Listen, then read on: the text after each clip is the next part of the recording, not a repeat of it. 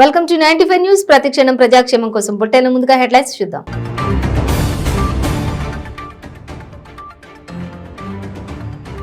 అశ్వారావుపేట మండలం రామన్నగూడెం ప్రజల ఆందోళన. తమ గిరిజన పంచాయతీకి అన్యాయం జరిగిందంటూ రోడ్డెక్కి నిరసన. కంటి సమస్యలు లేని జిల్లాయే లక్ష్యమన్న సిద్దిపేట జిల్లా కలెక్టర్ ప్రశాంత్ జీవన్ పాటిల్. మార్కక్ మండలం అంగడి కిష్టాపూర్ శిబిరాన్ని ఆకస్మికంగా తనిఖీ. ప్రజలకు కంటి సమస్యలు దూరం అవుతాయన్న ఆసిఫాబాద్ కలెక్టర్ రాహుల్ రాజ్. ఎలాంటి ఇబ్బందులు తలెత్తకుండా పూర్తి సౌకర్యాలు కల్పించాలని అధికారులకు ఆదేశం.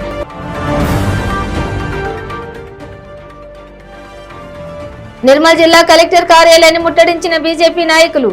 మున్సిపల్ ఉద్యోగాల అవకతవకలపై చర్యలు తీసుకోవాలని డిమాండ్. డీటెయిల్స్ చూసే భద్రాద్రి కొత్తగూడెం జిల్లా అశ్వారావుపేట మండలం రామన్నగూడెం ప్రజలు తమ గిరిజన పంచాయతీకి అన్యాయం జరిగిందంటూ రోడ్డెక్కి ఆందోళనకు దిగారు. గతంలో వెంకన్న చెరువు వరద కాలువలో భూములు కోల్పోయిన రైతులకు ఇప్పటి వరకు నష్టపరిహారం అందించలేదంటూ ఆవేదన వ్యక్తం చేశారు. ఉపాధి హామీ పనుల్లో తమ పంచాయతీ జిల్లాల్లోని మొదటి స్థానంలో ఉన్న ఈ పంచాయతీకి పంచాయతీ పరిపాలనా భవనం మంజూరు చేయకపోవడం దారుణమని అన్నారు. ఇక తక్షణమే కలెక్టర్ రావాలని, ఆయన వచ్చే వరకు తాము వెనకడుగు వేసేది లేదంటూ డిమాండ్ చేశారు. గతంలో ఇదే రామన్నగూడెం ప్రజలు తమ భూములకు పట్టాలు ఇవ్వాలని చలో ప్రగతి భవన్ చేపట్టి అప్పట్లో వార్తల్లోకి ఎక్కారు.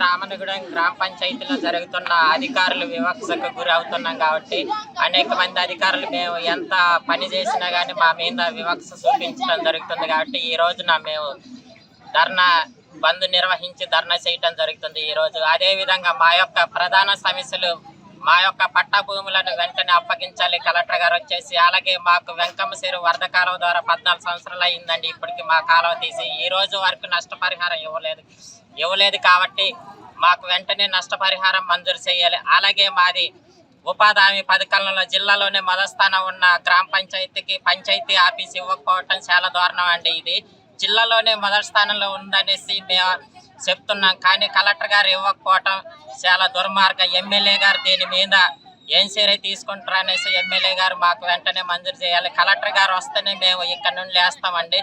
మా భూములు గతంలో కూడా జాయింట్ సర్వే చేస్తాననేసి కలెక్టర్ గారు మాకు హామీ ఇవ్వటం జరిగింది. అదే విషయమై ఇక్కడికి ఫీల్డ్కి వచ్చేసరికి ఎంజాయ్మెంట్ సర్వే చేస్తాననేసి అంటుండు. అది ఎంతవరకు దుర్మార్గం అండి. మాకు జాయింట్ సర్వే, ఒకవేళ కలెక్టర్ గారికి అభ్యంతరం ఉంటే జాయింట్ సర్వేనే కావాలి. మాకు జాయింట్ సర్వే చేసి మా భూములు మాకు అప్పగించేంత వరకు మేము ఇక్కడ నుండి లేసేది లేదు. మా ల్యాండ్స్ అప్పగించాలి. అదేవిధంగా కలెక్టర్ గారు ఇక్కడికి వచ్చేసి మాకు స్పష్టమైన హామీ ఇచ్చేంత వరకు మేము ఇక్కడ నుండి లేసేది లేదండి. కంటి సమస్యలు లేని జిల్లాయే లక్ష్యమని సిద్దిపేట జిల్లా కలెక్టర్ ప్రశాంత్ జీవన్ పాటిల్ పేర్కొన్నారు. మార్కుకు మండలం అంగడి కిష్టాపురంలో ఎఫ్డీసీ చైర్మన్ వంటేరు ప్రతాప్ రెడ్డితో కలిసి కంటి వెలుగులో 2వ విడత కార్యక్రమాన్ని ప్రారంభించారు. అలాగే కొండపాకలో కంటి వెలుగు కార్యక్రమాన్ని పరిశీలించారు. ఈ సందర్భంగా ఆయా శిబిరాల వద్ద ఆయన మాట్లాడారు. 18 ఏళ్లు పైబడిన ప్రతి ఒక్కరూ కంటి పరీక్షలు చేయించుకోవాలని సూచించారు. జిల్లాలో 45 వైద్య బృందాలు ఏర్పాటు చేశామని, వాటిలో 35 గ్రామీణ ప్రాంతాల్లో, 10 బృందాలు పట్టణ ప్రాంతాల్లో కంటి పరీక్షలు నిర్వహిస్తామని చెప్పారు.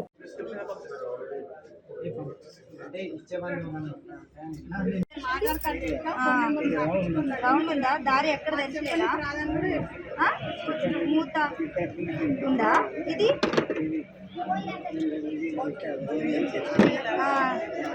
దారి లేదా?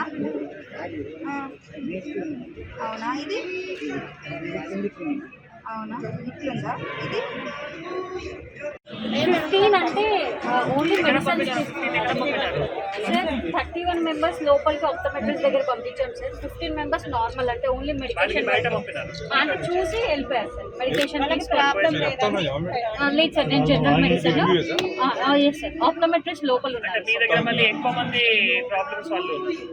క్యాట్రాక్ట్, టెరిజియం ఇష్యూస్ ఎక్కువ ఉన్నాయి సార్ వాళ్ళకి.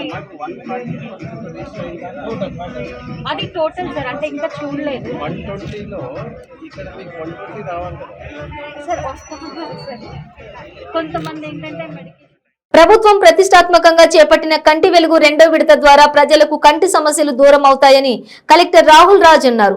ఆసిఫాబాద్ మండలం చిర్రకుంట గ్రామంలో ఏర్పాటు చేసిన కంటి వెలుగు శిబిరాన్ని SP Suresh Kumar, ZP chairperson Kovalakshmi, MLA Atram సక్కుతో కలిసి ప్రారంభించారు. ఈ సందర్భంగా కలెక్టర్ మాట్లాడుతూ జిల్లాలో 26 కంటి వెలుగు శిబిరాలను ఏర్పాటు చేశామన్నారు. శిబిరాలకు కంటి పరీక్షల కోసం వచ్చే వృద్ధులు, ప్రజలకు ఎలాంటి ఇబ్బందులు తలెత్తకుండా పూర్తి సౌకర్యాలు కల్పించాలని అధికారులను ఆదేశించారు.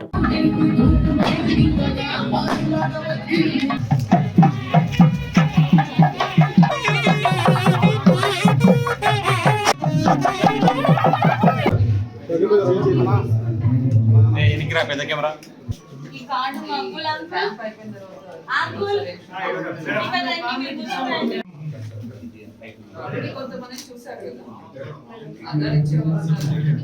ఏమో బాగున్నారా?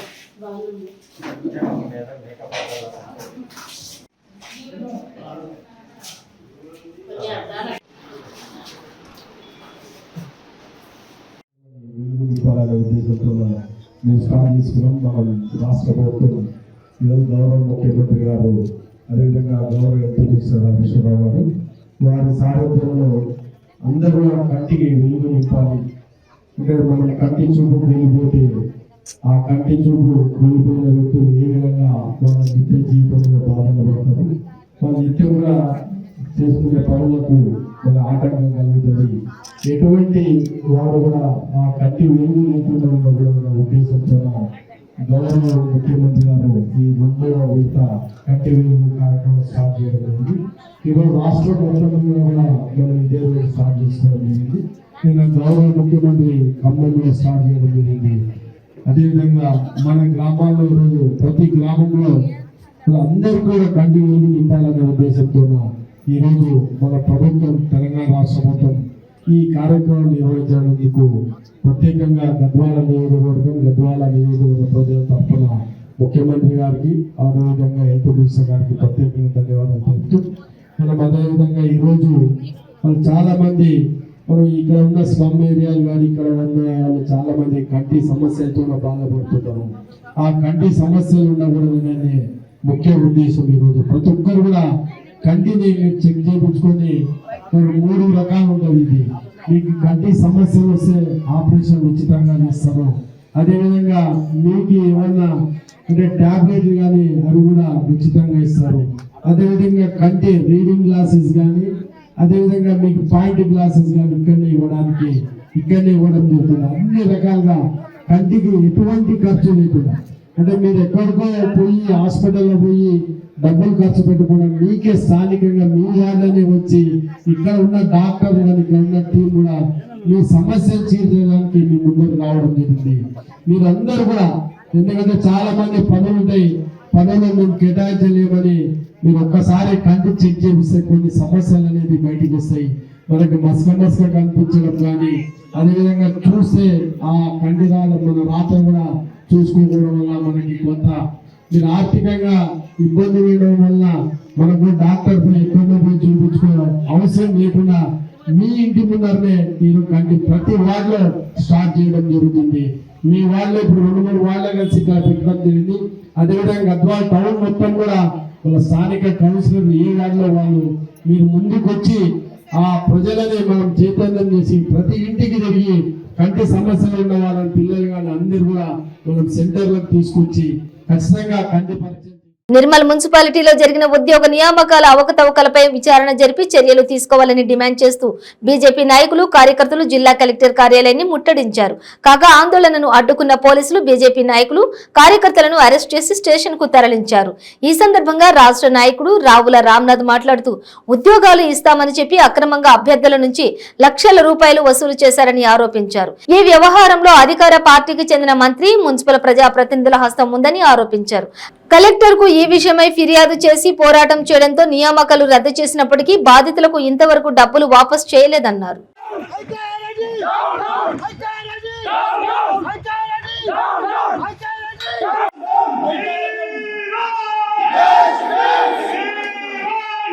అవినీతి కార్యక్రమాలు జరుగుతున్నాయి.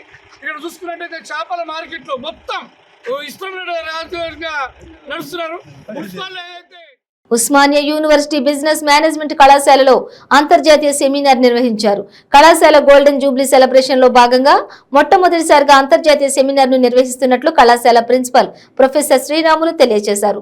ఈ సందర్భంగా వారు మాట్లాడుతూ advance business dynamic in global market అనే అంశంపై 3 రోజుల పాటు అంతర్జాతీయ సెమినార్ నిర్వహిస్తున్నామని అన్నారు.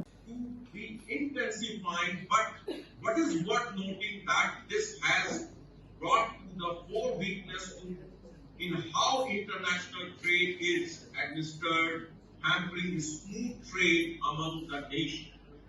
Now, ఈరోజు department of business management part of golden jubilee సెలబ్రేషన్లో భాగంగా ఫస్ట్ ఇంటర్నేషనల్ కాన్ఫరెన్స్ ఈరోజు కండక్ట్ చేస్తున్నాము. టైటిల్ వచ్చి advance business dynamics in the global market. ఇప్పుడు ప్రపంచం మొత్తము 91 new industrial policy regulation IPR 1991 తర్వాత వరల్డ్ మొత్తం లిబరలైజేషన్, ప్రైవేటైజేషన్, గ్లోబలైజేషన్ అయింది. దాంట్లో భాగంగానే ఈ గ్లోబలైజేషన్లో మార్కెట్ని ఏ విధంగా శాసిస్తున్నవి, మార్కెట్ను మనం ఏ విధంగా ముందు అడుగు వేయాలి మార్కెట్లో అనే సబ్జెక్ట్ తోటి మేము తీసుకోవడం జరిగింది. ఇది ఫస్ట్ ఇంటర్నేషనల్ సెమినార్ మేనేజ్మెంట్ డిపార్ట్మెంట్కు. నేషనల్ సెమినార్లు చాలా చేయడం జరిగింది, బట్ ఇది ఫస్ట్ ఇంటర్నేషనల్. అయితే దీంట్లో ఇప్పటివరకు మాకు 102 ఆర్టికల్స్ వచ్చాయి ప్రపంచవ్యాప్తంగా.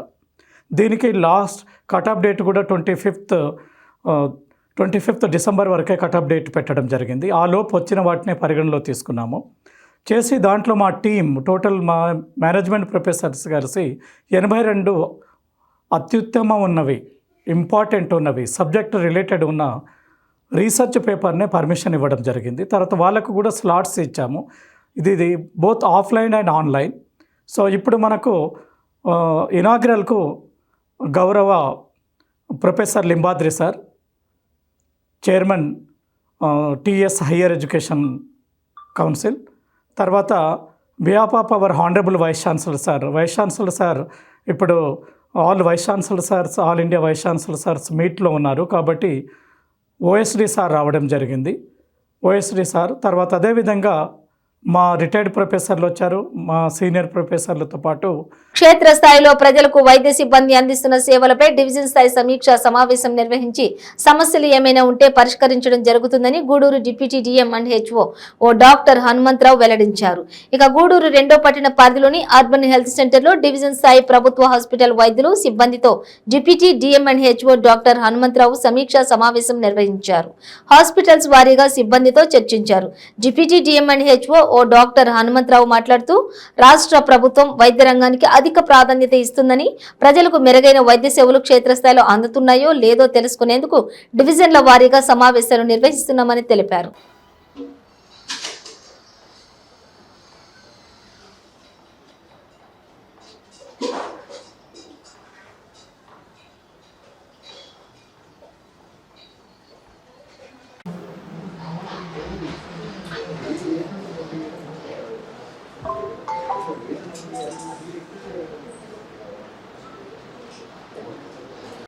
నమస్కారం అండి.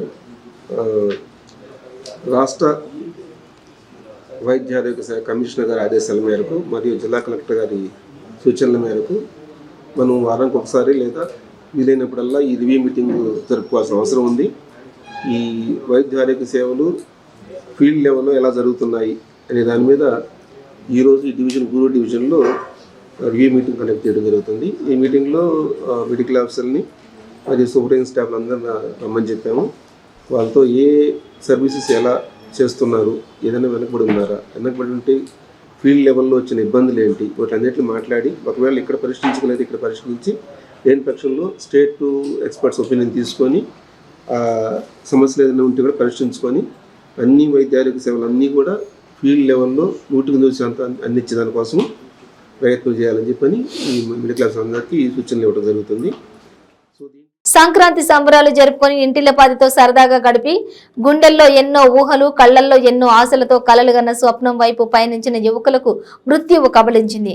అన్నమయ్య జిల్లాలో ఓబులవారిపల్లి మండలం పెద్దవరంపాడు అప్పలయ్య గుంటపల్లి దగ్గర జరిగిన ఘోర రోడ్డు ప్రమాదంలో 2 యువకులు మరణించిన ఘటన మనసును కలిచివేస్తోంది. పెద్దవరంపాడుకు చెందిన ముద్ద సిద్ధేశ్వర్ రెడ్డి, కసిరెడ్డి తేజేశ్వర్ రెడ్డి తమ్ముడు భువనేశ్వర్ రెడ్డి, స్నేహితులు ఆలం సాయి, షేక్ కరీముల్లా కారులో కోడూరు నుంచి సొంత గ్రామం పెద్దవరంపాడుకు వస్తుండగా అప్పగుంటపల్లె మలుపు వద్ద కారును అదుపు చేయలేక చెట్టును ఢీకొంది. కారులో డ్రైవింగ్ చేస్తున్న సిద్ధేశ్వర్ రెడ్డి అక్కడికక్కడే మృతి చెందాడు. సంఘటన స్థలంలోని స్థానికులు గాయపడిన వారిని ఆసుపత్రికి తరలిస్తుండగా తేజేశ్వర్ రెడ్డి దారి మధ్యలోనే మృతి చెందాడు. భువనేశ్వర్ రెడ్డి కాలు విరిగింది. పైగా తీవ్ర గాయాలు కావడంతో తిరుపతిలోని ఆసుపత్రికి తరలించారు. సాయి కరీముల్లాలకు రాజంపేటలో చికిత్స అందించారు. ఒకే గ్రామానికి చెందిన 2 యువకులు మృతి చెందడంతో గ్రామంలో విషాద ఛాయలు అలుముకున్నాయి.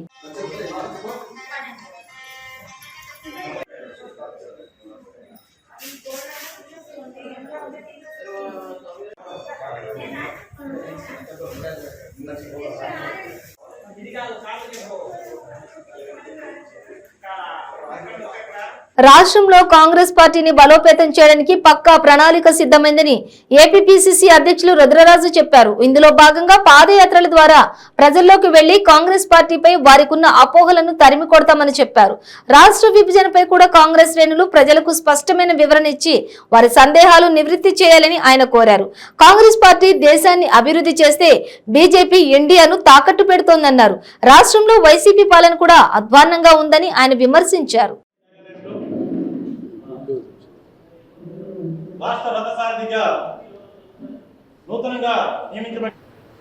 ప్రజల్లో ఒక మంచి స్పందన ఉంది. దేశవ్యాప్తంగా భారతీయ జనతా పార్టీ, ఆర్ఎస్ఎస్ మతతత్వ శక్తులు చేస్తున్నటువంటి ప్రజా వ్యతిరేక పాలన, ఈ రాష్ట్రంలో జగన్మోహన్ రెడ్డి నియంత పాలన, నియంతృత్వ పాలన, ఈ రెండింటి మీద కూడా ప్రజలు విసిగి వేసారిపోయినటువంటి పరిస్థితి. ఈ రాష్ట్రంలో ప్రధానంగా బీజేపీ అంటే బాబు, జగన్, పవన్.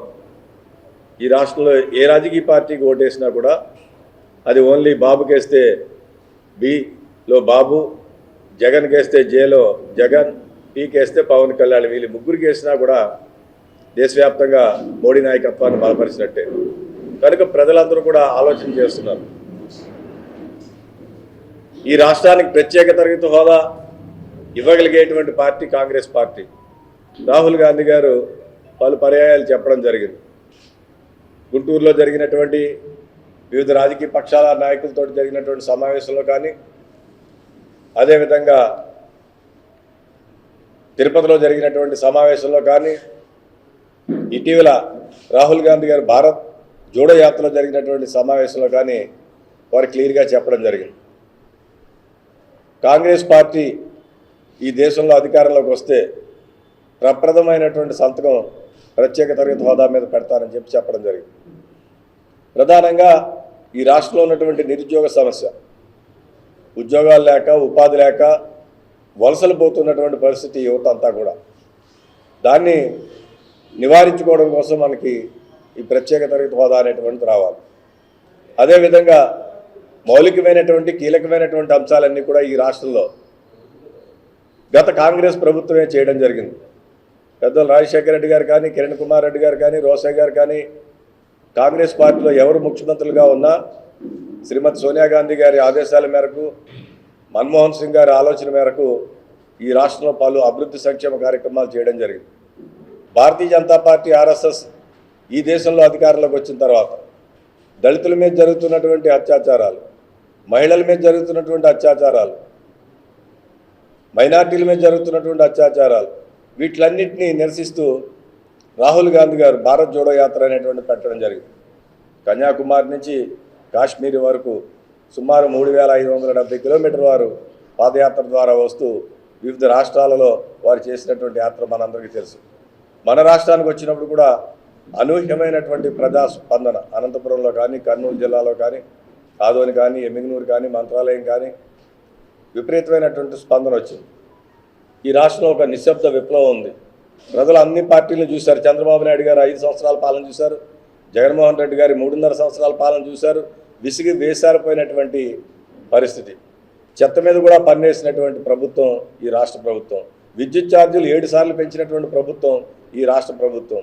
అదేవిధంగా బస్సు ఆర్టీసీకి సంబంధించిన ఛార్జీలు పెంచడం కానీ, రిజిస్ట్రేషన్స్ పెంచడం కానీ, మున్సిపల్ ట్యాక్సులు పెంచడం కానీ, పెంచినటువంటి ట్యాక్స్ వేయనటువంటి వస్తువు కానీ మరి ఏ విధమైనటువంటి శాఖలు అయినటువంటి పరిస్థితి. సో డెఫినెట్గా ప్రజలందరూ కాంగ్రెస్ పాలనే బాగుంది, సుపరిపాలన. డెఫినెట్గా ఈ దేశానికి రాహుల్ గాంధీ గారు ప్రధానమంత్రి అవుతారు, మనకి మంచి జరుగుతుంది. ఈ రాష్ట్రంలో కూడా తిరిగి కాంగ్రెస్ పార్టీ అధికారంలోకి వస్తుంది. తద్వారా మన సమస్యలను కూడా తీరుతాయని ప్రజలు చాలా ఆకాంక్షతో ఉన్నారు. కాబట్టి మా కార్యకర్తల్ని ఈరోజు సమావేశపరుచుకుని ఉన్నటువంటి నియోజకవర్గంలో ఉన్న బాధ్యులందరినీ సమావేశపరుచుకుని వచ్చేటువంటి 24 ఎన్నికలకి క్షేత్రస్థాయిలో కాంగ్రెస్ పార్టీని బలోపేతం చేసుకుని ఆ దిశగా కాంగ్రెస్ పార్టీ పనిచేయడం జరుగుతుంది. ఒంటరిగానే కాంగ్రెస్ పార్టీ 175 నియోజకవర్గాల్లో పోటీ చేస్తుంది. అన్ని పార్లమెంట్లు, అన్ని అసెంబ్లీ నియోజకవర్గాల్లో కాంగ్రెస్ పార్టీ ఒంటరిగానే పోటీ చేయడం జరుగుతుంది. విశాఖ తీరంలో మత్తు ఇంజెక్షన్లు కలకలం రేపుతున్నాయి. పనికిరాని చిత్తు వస్తువుల వ్యాపారం వెనుక గత కొంతకాలంగా రహస్యంగా సాగుతున్న గంజాయి విక్రయాల గుట్టురట్టు చేశారు స్థానికులు. పోలీసుల దాడిలో 35 మత్తు ఇంజెక్షన్లు 20 గ్రాముల సిగరెట్లలో వినియోగించే గంజాయి పౌడర్ పట్టుబడింది. నిందితులు నక్క మహేశ్వర్ రెడ్డి, మండి చైతన్య, శ్రీరామ్ రెడ్డిలను పోలీసులు అరెస్ట్ చేశారు. వెస్ట్ బెంగాల్ కు చెందిన అనుపమ్ అధికారి పరారీలో ఉన్నాడు. కాలేజీ విద్యార్థులు తరచూ వచ్చిపోయే ఓ స్క్రాప్ షాప్ పై నిఘా పెట్టిన గ్రామస్తులకు నివ్వెరపోయే నిజాలు తెలిసాయి. అక్కడ భారీగా గంజాయి విక్రయాలు జరుగుతున్నట్టు తెలుసుకున్న గ్రామస్తులు పోలీసులకు సమాచారం ఇచ్చారు. పోలీసులు జరిపిన దాడిలో గంజాయి ముఠా గుట్టురట్టయింది. పశ్చిమ బెంగాల్లో 30 రూపాయలకు ఇంజెక్షన్ కొనుగోలు చేసి ఇక్కడ 200 నుంచి 300కు అమ్ముతున్నట్లు తెలుస్తోంది. ఇక ఈ వ్యవహారంపై కేసు నమోదు చేసిన పోలీసులు దర్యాప్తు చేస్తున్నారు.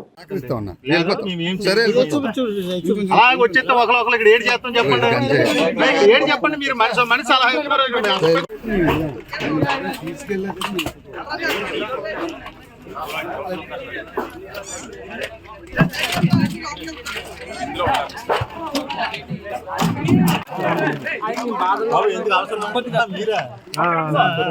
అయితే పట్టుకున్నాం. మా బాబాయ్ మాకు ఇచ్చాడని చెప్పి షాప్ దగ్గర తీసుకొచ్చాడు సార్. షాప్ దగ్గర తీసుకున్నాక సంబంధం ఉందంటే ఉన్నది అని చెప్పాడు. నేనైతే గంజాయి కొడతాను, మా బాబాయ్ ఇవ్వలేదని వాళ్ళు రివర్స్ అయ్యాడు. రివర్స్ అయ్యేటప్పుడు ఇతను కూడా ఏమన్నాడంటే నాకు సంబంధం లేదని బయటకు. ఉమ్మడి విశాఖ జిల్లా YCP region coordinator YV Subbareddy Visakha కైలాసగిరిని సందర్శించారు. జిల్లా collector Mallikarjuna, GVMC commissioner Rajababu అధికారులతో కలిసి విజిట్ చేశారు. పర్యాటకుల సౌకర్యార్థం ఏర్పాటు చేసిన మౌలిక సదుపాయాలపై అధికారులతో కలిసి ఆరా తీశారు. కైలాసగిరిని మరింత ఆహ్లాదభరితంగా తీర్చిదిద్దేందుకు తీసుకోవాల్సిన చర్యలపై కూడా క్షుణ్ణంగా చర్చించారు. విశాఖలో 3 పర్యాటక ప్రాంతాలు ఉన్నాయని, ఆర్కే బీచ్ నుంచి ఋషికొండ వరకు 12 కిలోమీటర్ల పాటు పర్యాటకులను ఆకర్షించేలా ప్రత్యేక చర్యలు చేపడుతున్నామని వివరించారు. తీర ప్రాంతాల్లో మెరుగైన సౌకర్యాలు కల్పించేందుకు దృష్టి సారిస్తున్నామని చెప్పారు. ఋషికొండ వరకు సుమారుగా 12 కిలోమీటర్స్, మొత్తం 12 కిలోమీటర్స్ బీచ్ రోడ్ని పర్యాటకులకి సందర్శించేదానికి, ఎక్కువగా ఆకర్షించేదానికి పర్యాటకుల్ని ఏ విధంగా అయితే కుటుంబ సభ్యులతో చిన్నపిల్లకాయలతో వస్తే పర్యాటకులు ఎక్కువ టైం స్పెండ్ చేయడానికి వీలుగా ఉండటం కోసం అభివృద్ధి కార్యక్రమాలు ఇప్పటికే మొదలుపెట్టాం. అందులో భాగంగానే ఈ మధ్యన రాత్రిపూట లేట్ అయినా పర్యాటకులకు ఇబ్బంది లేకుండా ఉండటం కోసం బీచ్లో సముద్రపు ఒడ్డున స్ట్రీట్ లైట్స్ ఏర్పాటు చేయడం జరిగింది. దాని తర్వాత చాలామంది పర్యాటకులు భద్రతకి ఇబ్బంది లేదు, పట్టపగల్లాగా బీచ్లో పిల్లకాయలతో ఆడుకునే విధంగా సదుపాయం చేశారు అని చాలామంది అప్రిషియేట్ చేయడం జరుగుతుంది. దాన్ని పూర్తి స్థాయిలో బీచ్ రోడ్లో అన్ని ప్రాంతాలకు కూడా విస్తరించే విధంగా ఏ విధంగా అయితే 12 కిలోమీటర్లు ఋషికొండ వరకు అభివృద్ధి చేయాలనుకుంటున్నాము దానిపై కూడా దృష్టి పెడతాం. అదే విషయంలో భద్రతలో కూడా ఎటువంటి ఇబ్బంది లేకుండా పర్యాటకులకి భద్రత కల్పించాల్సిన అవసరం మనపై ఉంది. కాబట్టి ప్రొఫెషనల్ స్విమ్మర్స్ను కూడా 38 మంది ప్రొఫెషనల్ స్విమ్మర్స్ని ఎవరన్నా ఇది పొరపాటున సముద్రంలో ఇదైనా కూడా కాపాడటం కోసం 38 స్విమ్మర్స్ని 12 కిలోమీటర్లు స్ప్రెడ్ చేసి పర్యాటకులను కాపాడటం కోసం నియమించడం జరిగింది. అదేవిధంగా విశాఖ నగరంలో బీచ్ రోడ్ తర్వాత అత్యంత ప్రధానమైన పర్యాటకులను ఆకర్షించే ప్రాంతం ఈ కైలాసగిరి ప్రాంతం.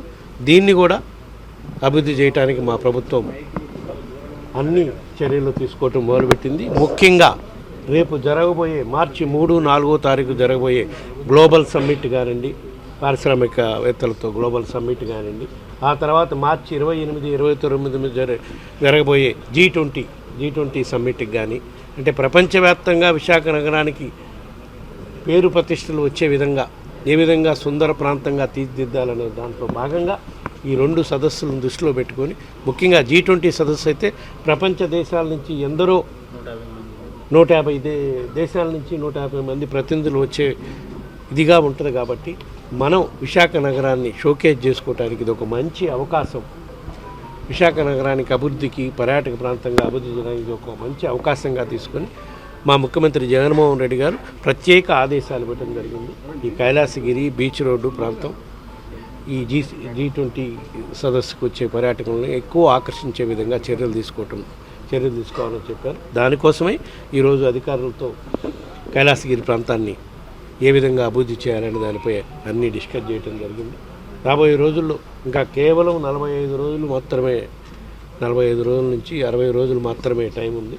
G20కి కానివ్వండి, గ్లోబల్ సమ్మిట్కి కానివ్వండి. ఈ లోపలే యుద్ధపాతికపై పనులు స్టార్ట్ చేయాలని సుమారుగా 10 కోట్ల రూపాయల నిధులతో, లోగడ వరల్డ్ బ్యాంక్ నిధులతో ప్రారంభించిన పనులు కూడా ఇప్పుడు కంప్లీట్ చేసి పర్యాటకులకు అందుబాటులోకి తెచ్చే విధంగా సుమారుగా 10 కోట్ల రూపాయల నిధులతో మొత్తం కైలాసగిరి ప్రాంతాన్ని బ్యూటిఫై చేసేటప్పుడు కాకుండా ఎక్కడెక్కడ అవసరమవుతాయో అక్కడ స్ట్రక్చర్స్ కూడా నిర్మించి పర్యాటకులు ఇక్కడ వసతి సౌకర్యం కూడా ఏర్పాటు చేసే విధంగా చర్యలు తీసుకునే కార్యక్రమం చేస్తున్నాం.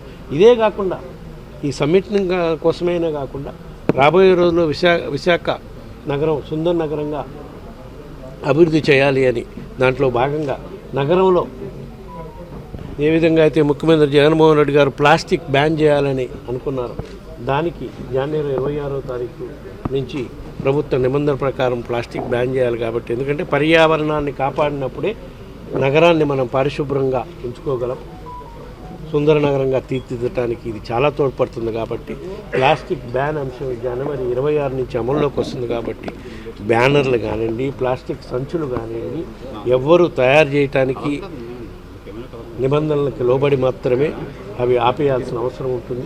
ఎవరు కూడా ప్లాస్టిక్తో బ్యాగ్స్ కానీ బ్యానర్లు కానీ తయారు చేయకూడదు. ఇక్కడ మేము పబ్లిక్ కూడా అప్పీల్ చేస్తున్నాం. పబ్లిక్ కూడా అందరూ సహకరించాలి, స్టేక్ హోల్డర్స్ అందరూ కూడా సహకరించాలి. ప్రజలు, పొలిటికల్ పార్టీస్ వాళ్ళు, వివిధ రాజకీయ పార్టీలకు సంబంధించిన నాయకులు కానివ్వండి, అందరూ కూడా సహకరించాలి. బులెటిన్ ముగించే ముందు హెడ్లైన్స్ మరోసారి.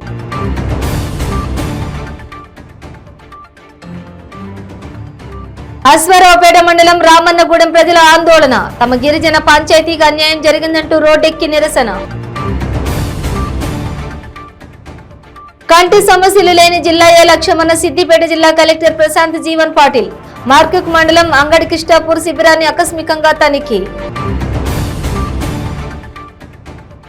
ప్రజలకు కంటి సమస్యలు దూరం అవుతాయన్న ఆసిఫాబాద్ కలెక్టర్ రాహుల్ రాజ్. ఎలాంటి ఇబ్బందులు తలెత్తకుండా పూర్తి సౌకర్యాలు కల్పించాలని అధికారులకు ఆదేశం.